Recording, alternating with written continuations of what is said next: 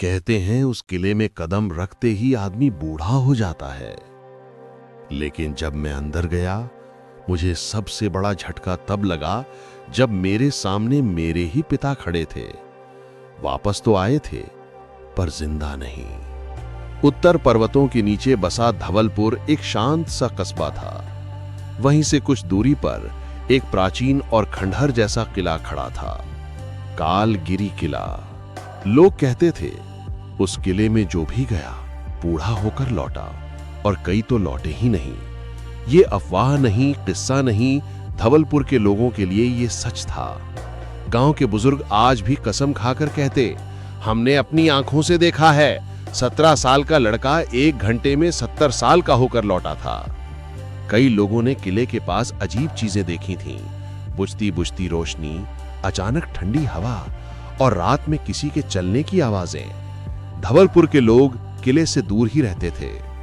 अर्जुन 25 साल का, सीधा साधा पर बेहद हिम्मती नौजवान। जिस तरह बाकी लोग उस किले से डरते थे, अर्जुन उसे समझना चाहता था, क्योंकि उसके पिता वीरेंद्र 15 साल पहले उसी किले में खो गए थे। ना लौटे, ना उनकी कोई निशानी मिली।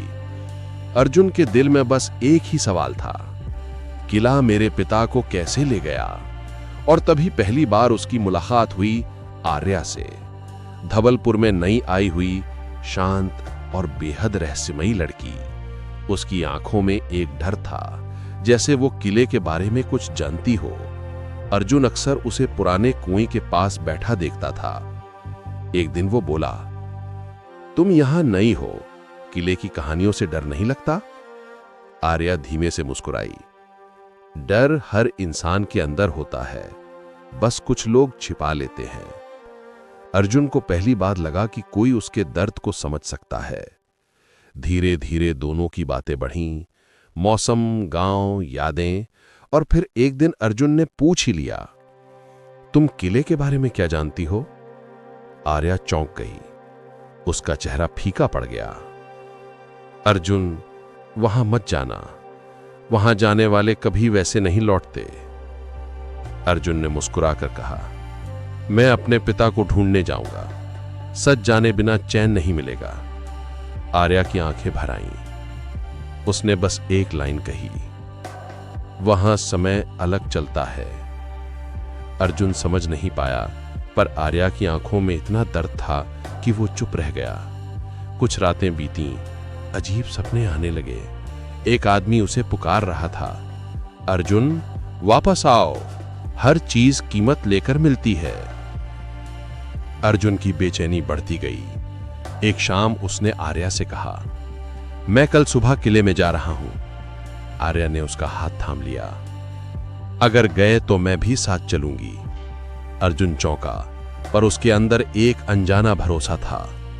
अगली सुबह दोनों कालगिली किले की ओर चल पड़े। जितने पास पहुंचते हवा उतनी ठंडी होती जाती, पेड़ों की पत्तियां जैसे चुप हो गई थीं।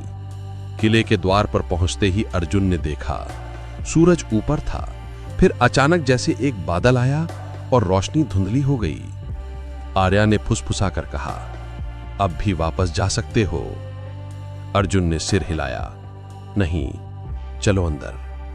जैसे ही दोनों किले के विशाल दरवाजे के भीतर गए, एक तेज कंपन हुआ और अर्जुन की सांस रुक गई। उसे लगा जैसे उसकी त्वचा में झुर्रियां आ रही हैं। हाथों में हल्की कमजोरी महसूस हुई। आर्या जल्दी से उसका हाथ पकड़ के बोली, घबराओ नहीं, ये किला हर नए आने वाले से समय छीन लेता है, किसी से 5 मिनट, किसी से 50 साल। अर्जुन हक्का बक्का रह गया, तुमको कैसे पता? आर्या चुप रही, बस उसका हाथ थोड़ा कांप रहा था। अंदर हर दीवार पर अजीब से निशान थे, जैसे उंगलियों के गहरे खरोंच। कहीं कहीं सुनहरे अक्षरों में नाम लिखे थे और कई नाम अधूरे। अर्जुन ने एक नाम देखा, वीरेन, बाकी मिटा हुआ था। उसके पैर रुक गए। ये मेरे पिता का नाम है? हां, आर्या धीरे से बोली। वो यहां आए थे, पर वो किले के असली रहस्य के बहुत करीब पहुंच गए थे। अर्जुन का दिल धड़कने लगा। जैसे जैसे वो अंदर बढ़ते, हवा भारी, ठंडी और डरावनी होती जा रही थी। दीवारों से जैसे फुसफुसाहट आती। वापस जाओ, मोल चुका दिया है। समय, समय, समय। एक जगह अर्जुन को किसी का साया दिखा। सफेद बाल, झुका हुआ शरीर, लेकिन चेहरे पर उसका अपना युवा चेहरा। वो चौंक कर पीछे हट गया। ये कैसे? आर्या बोली, ये किला समय के टुकड़े दिखाता है, तुम्हारा एक भविष्य, जहां तुम बूढ़े होकर फंस जाते हो। अर्जुन की रगों में डर दौड़ गया। अचानक दोनों एक बड़े कक्ष में पहुंचे। बीच में काले पत्थर का सिंहासन था। सिंहासन पर बैठी परछाई उठी। लंबा कद, चोगा और चमकती आंखें। स्वागत है कालगिरी किले में। अर्जुन कांप गया।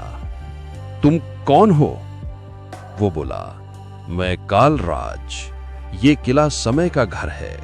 जो भी प्रवेश करता है उसका समय मुझ पर बकाया हो जाता है। अर्जुन चिल्लाया, मेरे पिता कहां हैं? कालराज मुस्कुराया, बहुत पास और बहुत दूर।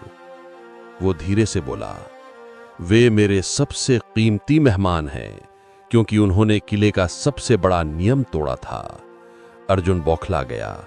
कैसा नियम? जो यहां प्रेम लेकर आता है वो अमर हो जाता है, लेकिन इंसान नहीं रहता। अर्जुन कुछ समझ नहीं पाया। अचानक अर्जुन ने देखा, आर्या के चेहरे पर अजीब सी उदासी। कालराज बोला, तुम्हें सच जानना चाहिए। तुम्हारे पिता अकेले नहीं आए थे, उनके साथ उनकी पत्नी भी आई थी। अर्जुन के पैरों तले जमीन खिसक गई। मेरी मां?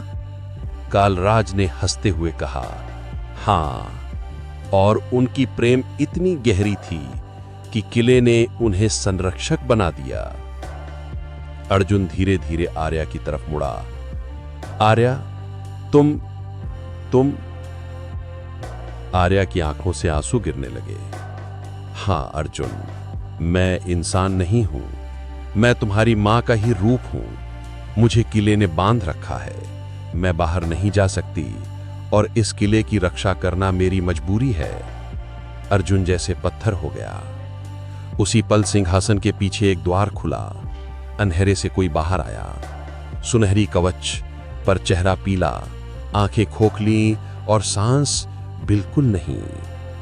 अर्जुन ने देखा, वो आदमी उसके पिता की तरह दिखता था, बस जीवित नहीं।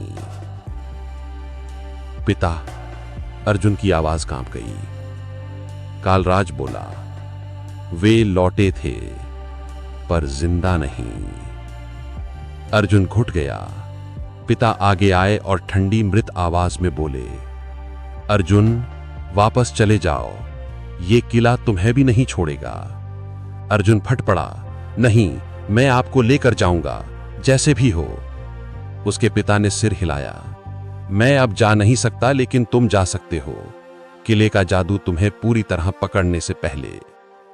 कालराज चीखा, कोई यहां से नहीं जाता। अचानक दीवारें बंद होने लगीं, फर्श कांपने लगा।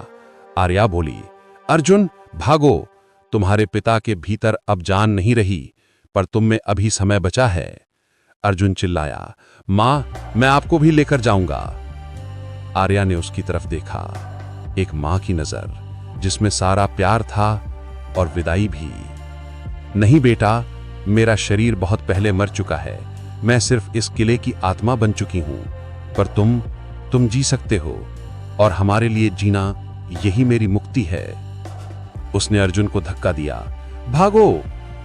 अर्जुन ने आखिरी बार अपने पिता और मां की ओर देखा।